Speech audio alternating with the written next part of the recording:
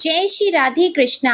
आप सभी का दिन शुभ और मंगलमय हो और कान्हा जी आप सभी की मनोकामनाएं पूर्ण करें। आज सुनिए श्रीमद् भगवत गीता का महात्म्य 14 और अध्याय 14 का वर्णन। श्री महादेव जी पार्वती जी से कहते हैं, अब मैं भव बंधन से छुटकारा पाने के साधन भूत 14वें अध्याय का महात्म्य बताता हूँ, तुम ध्यान देकर सुनो।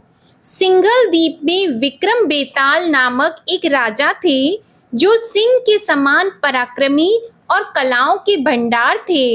एक दिन वे शिकार खेलने के लिए उत्सुक होकर राजकुमारों सहित 2 कुतियों को साथ लेकर वन में गए। वहां पहुंचने पर उन्होंने तीव्र गति से भागते हुए खरगोश के पीछे अपनी कुतियां छोड़ दी। उस समय सब प्राणियों की देखते देखते खरगोश इस प्रकार भागने लगा मानो कहीं उड़ गया हो। दौड़ते दौड़ते बहुत थक जाने के कारण वह एक बड़ी गहरे गड्ढे में गिर पड़ा। गिरने पर भी वह कुतिया के हाथ नहीं आया और उस स्थान पर जा पहुंचा जहां का वातावरण बहुत ही शांत था। वहां हरिण निर्भय होकर सब और वृक्षों की छाया में बैठे रहते थे। बंदर भी अपने आप टूटकर गिरे हुए नारियल के फलों और पके हुए आमों से पूर्ण तृप्त रहते थे। वहां सिंह हाथी के बच्चों के साथ खेलते और सांप निडर होकर मोर की पांखों में घुस जाते थे। उस स्थान पर एक आश्रम के भीतर वत्स नामक मुनि रहते थे जो जितेंद्रिय एवं शांत भाव से निरंतर गीता के 14वें अध्याय का पाठ किया करते थे। आश्रम के पास ही वत्स मुनि के किसी शिष्य ने अपना पैर धोया था। ये भी 14वें अध्याय का पाठ करने वाले थे। उसके जल से वहां की मिट्टी गीली हो गई थी और खरगोश का जीवन कुछ शेष था। वह हांफता हुआ आकर उस कीचड़ में गिर पड़ा। उसके स्पर्श मात्र से ही खरगोश दिव्य विमान पर बैठकर स्वर्ग लोक को चला गया। फिर कुतिया भी उसका पीछा करती हुई आई। वहां उसके शरीर में भी कुछ कीचड़ के छींटे लग गए। फिर भूख प्यास की पीड़ा से रहित होकर कुतिया का रूप त्याग कर उसने दिव्यांगना का रमणीय रूप धारण कर लिया और गंधर्वों से सुशोभित दिव्य विमान पर आरूढ़ होकर वह भी स्वर्ग लोक को चली गई। यह देखकर मुनि के मेधावी शिष्य स्वकंधर हंसने लगे। उन दोनों के पूर्व जन्म के वैर का कारण सोचकर उन्हें बड़ा विस्मय हुआ था। उस समय राजा के नेत्र भी आश्चर्य से चकित हो उठे। उन्होंने बड़ी भक्ति के साथ प्रणाम करके पूछा, विप्रवर, नीच योनि में पड़े हुए दोनों प्राणी कुतिया और खरगोश ज्ञानहीन होते हुए भी जो स्वर्ग में चले गए, इसका क्या कारण है? इसकी कथा सुनाइए। शिष्य ने कहा, भूपाल, इस वन में वत्स नामक ब्राह्मण रहते हैं। वे बड़े जितेंद्रिय महात्मा हैं। गीता के 14वें अध्याय का सदा जप किया करते हैं। मैं उन्हीं का शिष्य हूँ। मैंने भी ब्रह्मा विद्या में विशेषज्ञता प्राप्त की है। गुरु जी की ही भांति मैं भी 14वें अध्याय का प्रतिदिन जप करता हूँ। मेरे पैर धोने के जल में लौटने के कारण यह खरगोश कुतिया के साथ ही स्वर्ग लोक को प्राप्त हुआ है। अब मैं अपने हंसने का कारण बताता हूँ। महाराष्ट्र में प्रत्युदक नामक महान नगर है। वहाँ केशव नाम का एक ब्राह्मण रहता था जो कपटी मनुष्यों में अग्रगण्य था। उसकी स्त्री का नाम विलोबना था। वह स्वच्छंद विहार करने वाली थी। इससे क्रोध में आकर जन्म भर के वैर को याद करके ब्राह्मण ने अपनी स्त्री का वध कर डाला और उसी पाप से उसकी खरगोश की योनि में जन्म मिला। ब्राह्मणी भी अपने पाप के कारण कुतिया हुई। श्री महादेव जी कहते हैं, यह सारी कथा सुनाकर श्रद्धालु राजा ने गीता के 14वें अध्याय का पाठ आरंभ कर दिया। इससे उन्हें परम गति की प्राप्ति हुई। श्रीमद् भगवत गीता सार महात्म्य 14 समाप्त। श्रीमद् भगवत गीता सार अध्याय 14 प्रारंभ। भगवान श्री कृष्ण बोले, हे अर्जुन, ज्ञानों में भी अति उत्तम परम ज्ञान को मैं फिर भी तेरे लिए कहूँगा कि जिसको जानकर सब मुनिजन इस संसार से मुक्त होकर परम सिद्धि को प्राप्त हो गए हैं।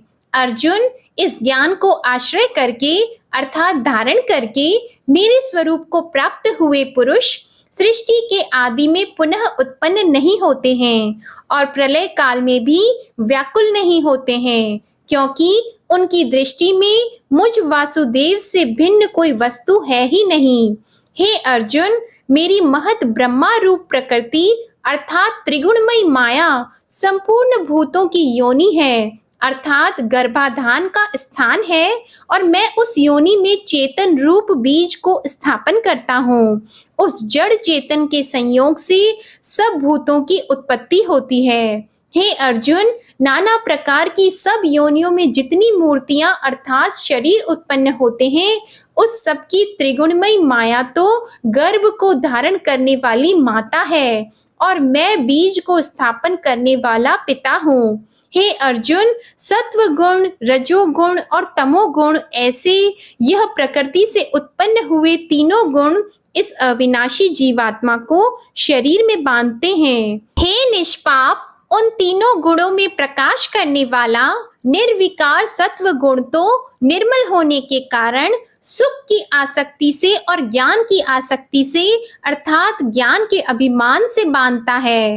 हे अर्जुन, राग रूप रजोगुण को कामना और आसक्ति से उत्पन्न हुआ जानकर वह इस जीवात्मा को कर्मों की और उनके फल की आसक्ति से बांधता है। और हे अर्जुन, सर्वदेह अभिमानियों के मोह वाले तमोगुण को अज्ञान से उत्पन्न हुआ जानकर वह इस जीव आत्मा को प्रमाद, आलस्य और निद्रा के द्वारा बांधता है, क्योंकि हे अर्जुन, सत्वगुण सुख में लगाता है और रजोगुण कर्म में लगाता है तथा तमोगुण तो ज्ञान को आच्छादन करके अर्थात ढक के प्रमाद में भी लगाता है। और हे अर्जुन, रजोगुण और तमोगुण को दबाकर सत्व गुण होता है अर्थात बढ़ता है तथा रजोगुण और सत्व गुण को दबाकर तमोगुण बढ़ता है, वैसे ही तमोगुण और सत्व गुण को दबाकर रजोगुण बढ़ता है।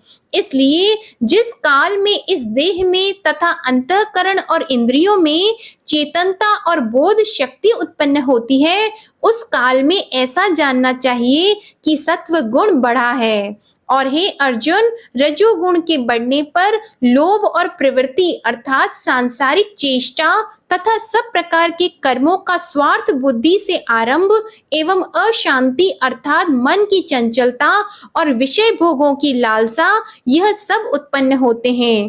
तथा हे अर्जुन, तमोगुण के बढ़ने पर अंतःकरण और इंद्रियों में अप्रकाश एवं कर्तव्य कर्मों में अप्रवृत्ति और प्रमाद अर्थात व्यर्थ चेष्टा और निद्रा आदि अंतःकरण की मोहिनी वृत्तियां यह सब ही उत्पन्न होते हैं। हे अर्जुन, जब तक जीव आत्मा सत्व गुण की वृद्धि में मृत्यु को प्राप्त होता है, तब तो उत्तम कर्म करने वालों के मल रहित अर्थात दिव्य स्वर्ग आदि लोकों को प्राप्त होता है। रजोगुण के बढ़ने पर अर्थात जिस काल में रजोगुण बढ़ता है, उस काल में मृत्यु को प्राप्त होकर कर्मों की आसक्ति वाले मनुष्यों में उत्पन्न होता है तथा तमोगुण के बढ़ने पर मरा हुआ पुरुष कीट, पशु आदि मूढ़ योनियों में उत्पन्न होता है, क्योंकि सात्विक कर्म का तो सात्विक अर्थात सुख, ज्ञान और वैराग्य आदि निर्मल फल कहा है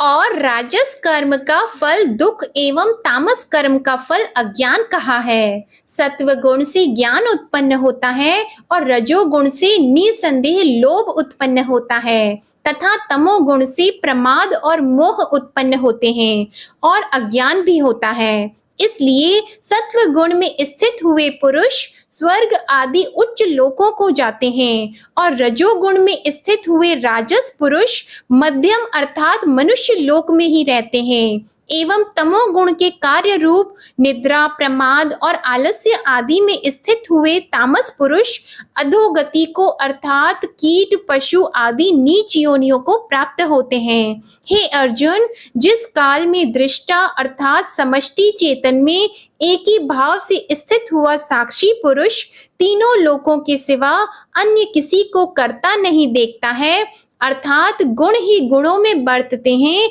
ऐसा देखता है और तीनों गुणों से अति परे सच्चिदानंद घन स्वरूप मुझ परमात्मा को तत्व से जानता है, उस काल में वह पुरुष मेरे स्वरूप को प्राप्त होता है तथा यह पुरुष इन स्थूल शरीर की उत्पत्ति के कारण तीनों गुणों को उल्लंघन करके जन्म मृत्यु वृद्धावस्था और सब प्रकार के दुखों से मुक्त हुआ परमानंद को प्राप्त होता है। इस प्रकार भगवान के रहस्य युक्त वचनों को सुनकर अर्जुन ने पूछा कि हे पुरुषोत्तम, इन तीनों गुणों से अतीत हुआ पुरुष किन किन लक्षणों से युक्त होता है और किस प्रकार के आचरणों वाला होता है, तथा हे प्रभु, मनुष्य किस उपाय से इन तीनों गुणों से अतीत होता है। इस प्रकार अर्जुन के पूछने पर श्री कृष्ण भगवान बोले, हे अर्जुन, जो पुरुष सत्व गुण के कार्य रूप प्रकाश को और रजोगुण के कार्य रूप प्रवृत्ति को तथा तमोगुण के कार्य रूप मोह को भी न तो प्रवृत्त होने पर बुरा समझता है और न निवृत्त होने पर उनकी आकांक्षा करता है, तथा जो साक्षी के सदृश स्थित हुआ गुणों के द्वारा विचलित नहीं किया जा सकता और गुण ही गुणों में बरतते हैं, ऐसा समझता हुआ जो सच्चिदानंद घन परमात्मा में एक ही भाव से स्थित रहता है एवं उस स्थिति से चलायमान नहीं होता है, जो निरंतर आत्म भाव में स्थित हुआ दुख सुख को समान समझने वाला है तथा मिट्टी पत्थर और सुवर्ण में समान भाव वाला और धैर्यवान है, तथा जो प्रिय और अप्रिय को बराबर समझता है और अपनी निंदा और स्तुति में भी समान भाव वाला है, तथा जो मान और अपमान में समान भाव वाला है एवं मित्र और वैरी के पक्ष में भी सम है, वह संपूर्ण आरंभों में कर्तापन के अभिमान से रहित हुआ पुरुष गुणातीत कहा जाता है। और जो पुरुष अव्यभिचारी भक्ति रूप योग के द्वारा मेरे को निरंतर भजता है, वह इन तीनों गुणों को अच्छी प्रकार उल्लंघन करके सच्चिदानंद घन ब्रह्मा में एक ही भाव होने के लिए योग्य होता है। हे अर्जुन, उस अविनाशी पर ब्रह्मा का और अमृत का तथा नित्य धर्म का और अखंड एक रस आनंद का मैं ही आश्रय हूँ, अर्थात उपयुक्त ब्रह्मा, अमृत, अव्यय और शाश्वत धर्म तथा एकांतिक सुख, यह सब मेरे ही नाम है, इसलिए इनका मैं परम आश्रय हूँ। जय श्री कृष्णा। आज का अध्याय समाप्त हुआ। इसके आगे का वृत्तांत आप अगले अध्याय में सुनिएगा। आज की कथा पसंद आए तो इसे लाइक करके चैनल को जरूर सब्सक्राइब करिएगा और कमेंट में श्री कृष्ण भगवान की जय भी जरूर लिखिएगा। इसी के साथ आज आप हमारे चैनल पर इंदिरा एकादशी की व्रत कथा भी जरूर सुनिएगा। जय श्री राधे कृष्णा।